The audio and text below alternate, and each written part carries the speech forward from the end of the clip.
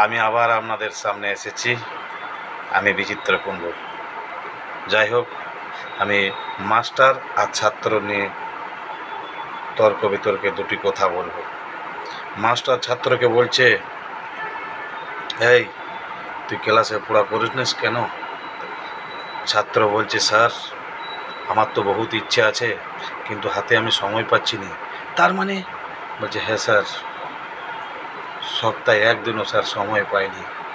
তাহলে শুনুন স্যার, বল। বলছে, স্যার রবিবারটা ছুটির জন্য, পড়ার জন্য নয়, সোমবারটা এলে পরে স্যার মাথা ব্যথা হয়, মঙ্গলবারে পড়লে পরে অমঙ্গল হবে, আর বুধবারে পড়লে পরে বুদ্ধির লোপ পাবে, বৃহস্পতিবারে পড়লে পরে হবে লক্ষ্মীর কোপ, আর শুক্রবারটা এলে পরে স্যার নাটক শোনার ঝোঁক, শনিবারে হাফ ছুটিতে যাব মামার বাড়ি। আর বলুন তো স্যার, কখন আমি ক্লাসের পড়া করি? পড়ার আমার ইচ্ছে আছে, নয়কো সময় হাতে, আর কি লিখবো ভাবি শুধু আমি পরীক্ষার খাতাতে। এইটাই।